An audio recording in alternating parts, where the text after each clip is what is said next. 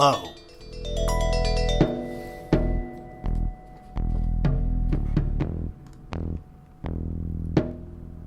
Welcome to my most provocative show.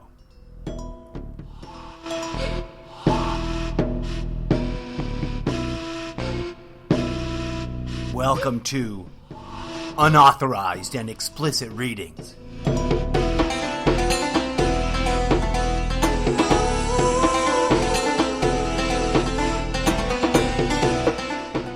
They don't want me reading this shit to you.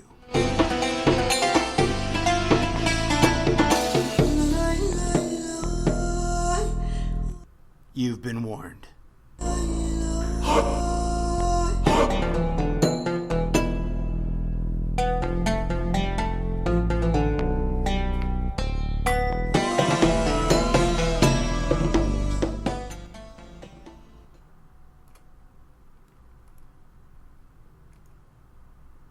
Thanks for tuning in.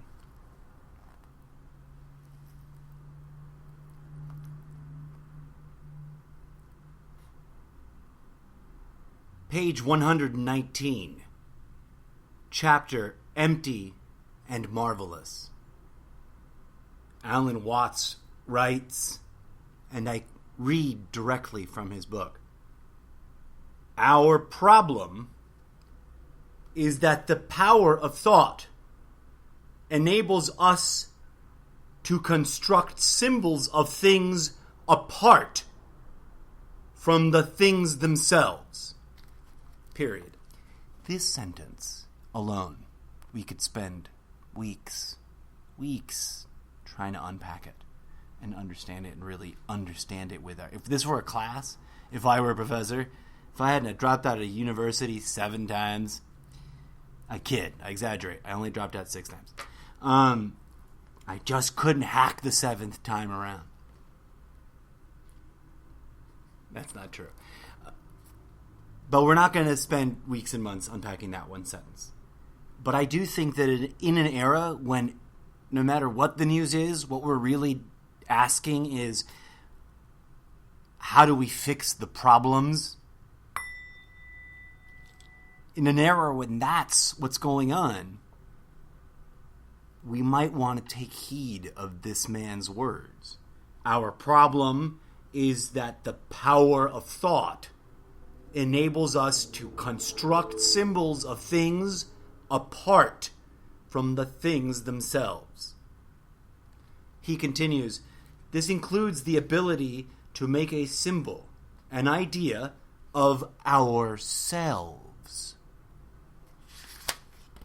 apart from ourselves. Let me pause there. If anyone listening is an old school fan from Facebook, you know that I humbly provocateur around the internet for a long time now, trying to rattle people's cages with my own stabs at pointing this out. That this is fundamental to who and what we are, and we don't understand it. Our culture does not allow us to understand it. The oppressors who run the system do not want us to understand what Alan Watts is talking about right here in page 120. They really, really don't. And there are reasons for that. Which is why I find it important that it's amazing this book still floats around. People buy it, people read it, but the depth of it is either so shocking that they don't know what to do about it, or it's over their heads. But I think that it's a book that you should go get. And not because I do not work for this publisher. I do not work for anyone associated to any of the corporations involved in printing this book and selling it to you. But it's one of the few books that, like, if you haven't read it, you really should. And if I had the bazillions of dollars, I would have already bought you a copy and sent it to you. I digress. On the top of the page of 120, and his chapters have like double titles, and I hadn't read the previous one because I was on the opposing page. but on each page there's the all caps title and the in quotes title. So Empty and Marvelous is the in quotes title, and the all caps, much more authoritative sounding title for this chapter, same chapter, Principles and Practice. I'd like you to keep note of that. But I digress to his words. He continues, because the idea is so much more comprehensible than the reality, the symbol so much more stable than the fact, we learn to identify ourselves with our idea of ourselves. Hence, the subjective feeling of self, in quotes, which, in quotes, has a mind, of an inwardly isolated subject to whom experiences involuntarily happen, with its characteristics, emphasis on the concrete. Oh wait, there's a transition here I should mark. This is what our culture and our oppressors want us to feel.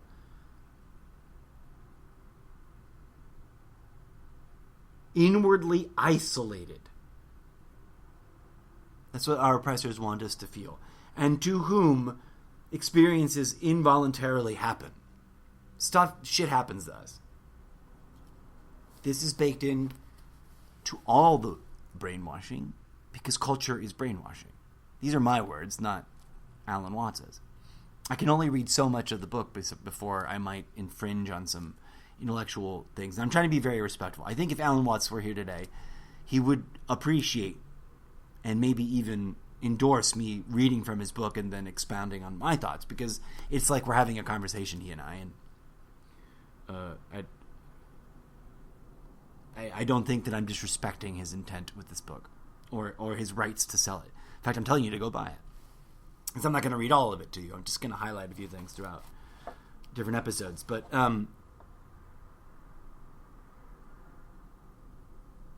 because the symbol is so much more stable than the fact, we learn to identify ourselves with our idea of ourselves.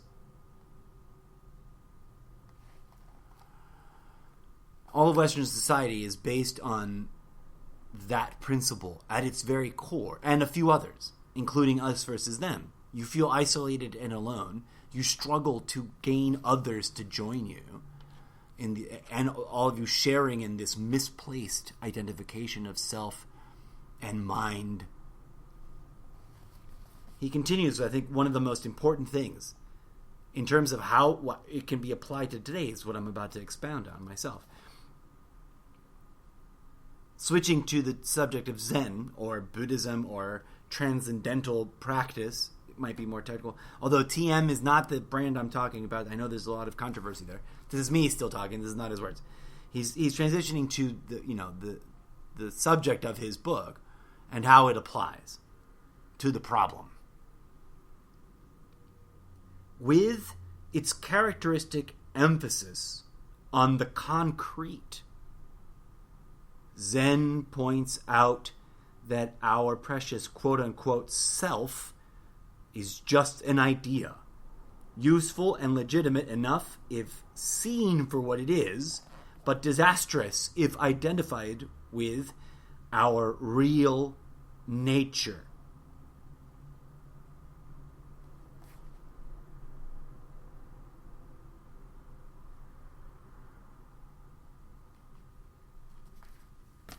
Society does not want you to know what your real nature is.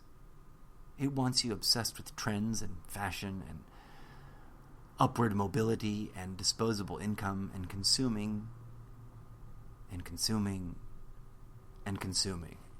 These are my words. Alan Watts points to the way in which we can heal ourselves so beautifully, so expertly, so graciously, and so full of direct power, because he went there. He did the real research that none of us have done and that none of us can do on Google. And that's to go to the places where those schools of thought were still in vibrant living practice back in the 40s and 30s. 100 years ago, folks. Almost 100 years ago. This man who is, within living memory, a major influence in our culture today, in as much as that hippie New Age woo-woo nonsense is floating around on the fringes, right? And I say that with love, not with the disrespect hippie New Age woo is usually applied. But he went there, to those places, and studied with those people who understood reality as it actually operates. Not as some idea insists that you agree it operates. Some idea or some ideology or some political philosophy. All the false identities are not just tools. They're obstructions. They are blockages. They are the beam in our eye that prevents us from seeing our brother's eye. All the false identities. And I say this with love and respect to anyone who's listening. I hope you're not offended. But if you're really still fighting to be a Democrat or a Republican, you're being part of the problem. Humanity's problem is not which political party is going to save our ass from our own bullshit. Humanity's problem is that we're addicted to that game and we're willingly letting those people who profiteer on that game keep us on a merry-go-round of never-endless meat grinder, living and dying and death and killing ourselves so they can make money, which is not what reality requires of us whilst here in these body forms. The ancient mystics knew that because they understood how to tune in and commune with reality. The cosmos is a living thing. It is not a place. None of it is a place. All this arguing about whence it came, ask it. It will tell you. And I say this with all respect to scientists, you're studying it the wrong way. And it's funny to me because you know how the founding fathers of America were mostly immigrants themselves and, were against political parties and for legal, they were for immigration and they also sort of stole the nation. Anyways, they're a bunch of hypocrites, right? Well, the same thing was going on with the founding fathers of physics. And they themselves understood the mystic dimension of the universe. Many of them addressed directly that underneath, I think whoever coined the term Planck length, I think that's his last name, so scientist Planck, Dr. Planck,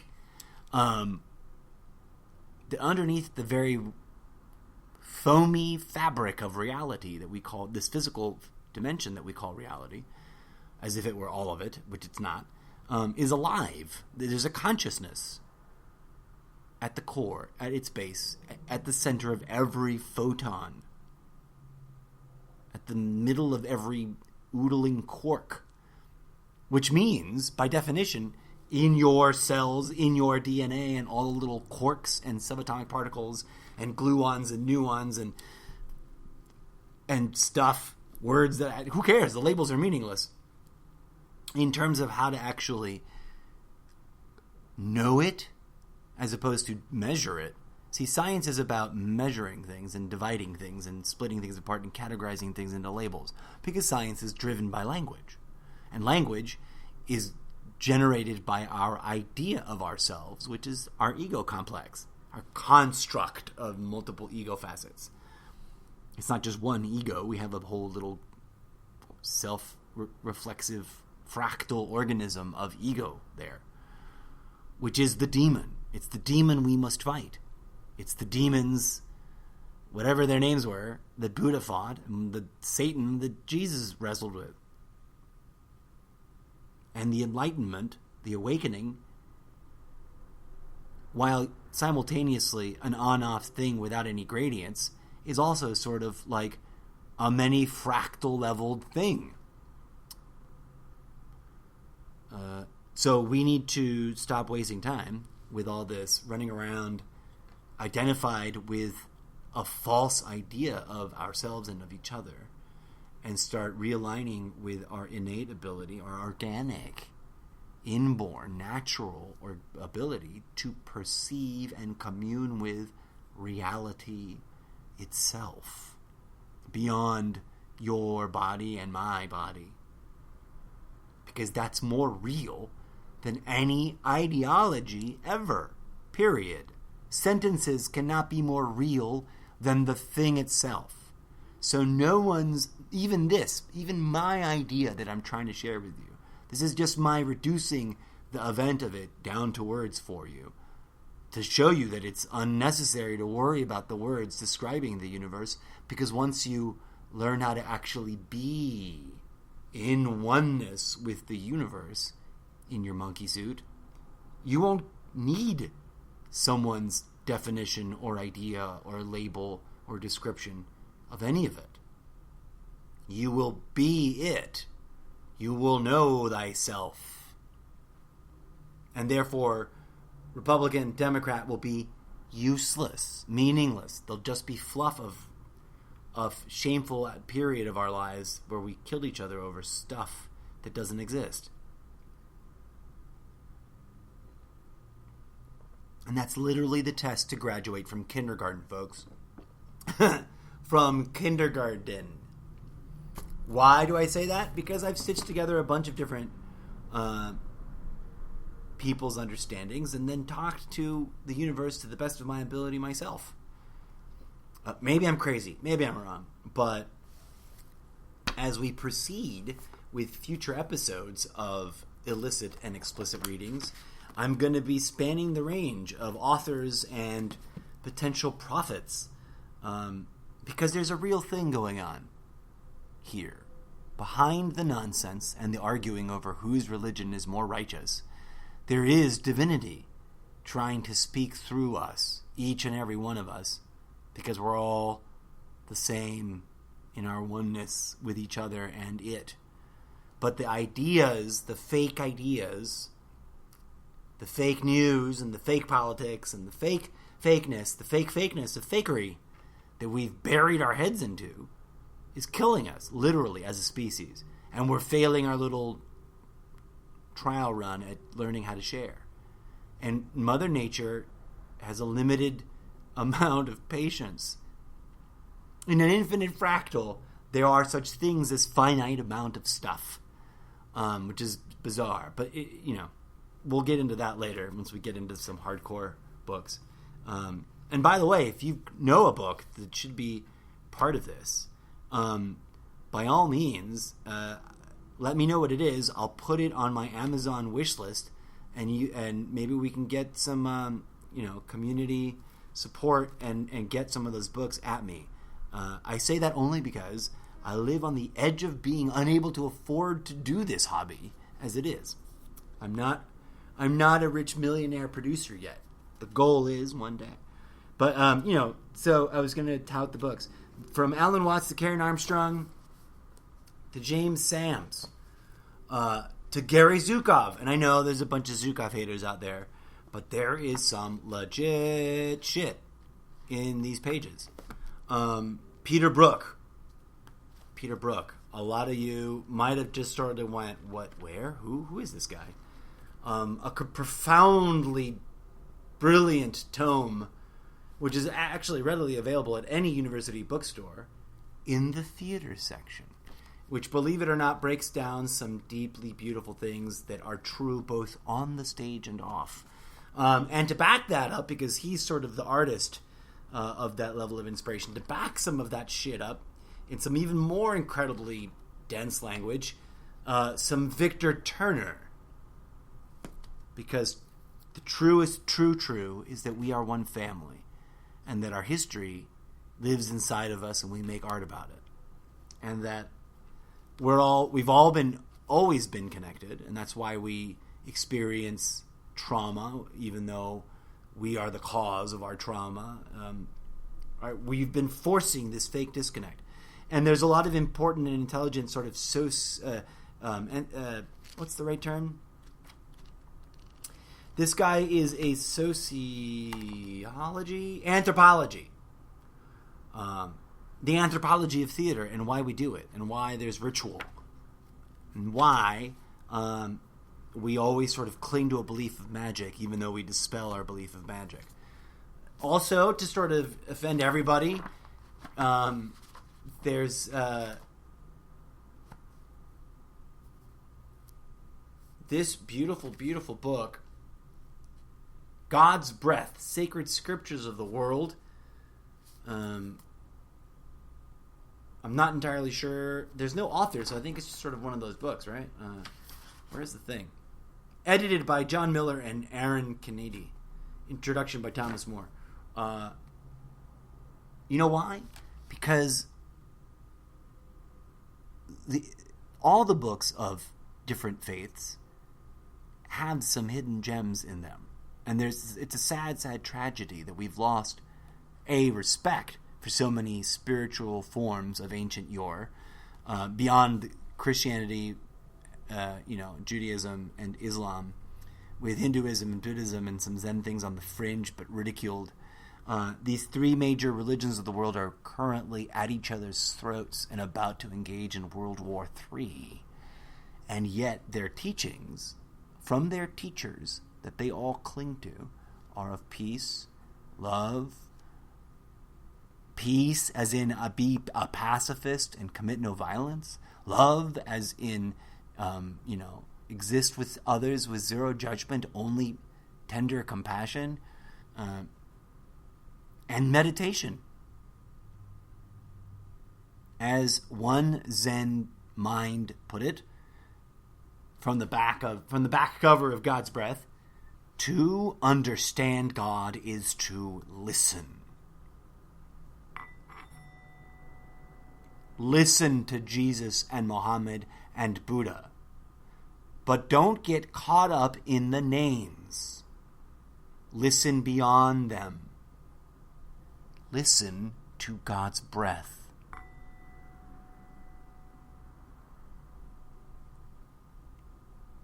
While we sit around arguing about whether or not it's human rights to go sign up for the military, there's deeper shit that we're not paying attention to, folks. And that's what this show's about. Other authors I'm going to be looking into, Eckhart Tolle. And then there's this cool yoga book that someone gave me that I just, for shits and giggles, it's kind of, I might not read this one because it's kind of boring. It's just sort of generic yoga. But it might have some hidden gems in it. And of course, like I just said, any other books you think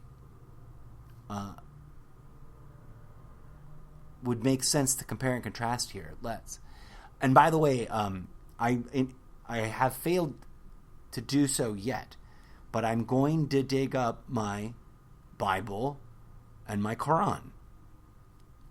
I never did get a personal copy of the Jewish books, in large part because I'd read some in a library, and I'd read the Old Testament enough times to know that part is all about. And I read there's other bits to the Jewish books, and whose names currently escape me. Forgive me, my Jewish friends. But I have a Bible and a Quran, and it's very simple, folks. There is no argument. There is no fight. God requires us not to kill each other. Not to kill each other in His name, especially not that. And the really hardcore truth is that both of these two religions and that of the Jewish faith has been hijacked by war profiteers. And that's the most radical thing that I say on the internet. I say it all the time. And I've never been to Facebook jail, and although I have some paranoid, scary moments in my head with my own thinking, I think free speech protects me enough to say that. I think it's pretty much allowed. That warmongering is the business and the order of the day, and has been since World War II. And what they're really, really gunning for is World War III. And then if you think that's crazy, then you're the one drinking the Kool-Aid, brother and or sister. Because God, that which we foolishly call God, because God is not even a big enough word to define or envelop or contain the divinity that is the unity of consciousness, which even those words aren't, it doesn't need us to kill each other for its sake. It is us. It is the one suffering. What it asks us to do is to wake up from the bullshit that we created to distract ourselves. And plenty of people talk about it besides me, and have put it in beautiful words better than I have. And I want to share them to you because you deserve hearing them. If you're bold enough, and especially if you don't have time to read books, you ain't got no time enough to read books, I'm going to bring you some awesome books. But I genuinely hope that you will, if you like the books that I read from and talk about on this podcast, go support that author because, they invested their time and effort, and, books are like giving birth to some little mind baby, and it's painful. I know. I've spent 20 years failing to finish my masterpiece of mini book series, but that's a whole nother thing. That's a whole nother podcast segment. Thanks for tuning in. I appreciate your listenership. I hope you enjoy what I've brought to you today and other days, etc. And I promise to be back with this segment more often. I'm just calling them all Season 2 to keep the numbers easy for me because I'm lazy. And Numbers and I have a very relaxed and groovy relationship. And they easily confuse me. They're pesky little buggers. And I'm just making fun of myself. But yeah, so I never really did a whole first season of unauthorized and explicit readings. But I'm in. I'm here, and I'm putting it out there. By the way, my legal disclaimer, I know I have it in the introduction. I do this with all and complete love and admiration and respect for the authors involved. I'm not trying to commit infringement. I'm trying to promote their books for free because I love them and I believe, and I don't like using the word believe, but I think it's the technically correct grammar to use here, grammatical structure. I believe that these authors were inspired by the true, the thing at the center of the universe that is what we call God and what we argue about as God, and that they're here to remind us how to tune in and be one with it instead of one with our ego, and that these books help. So, I'm trying to just share that goodness. Until next time, my friends, may peace, love, and grooviness be with you.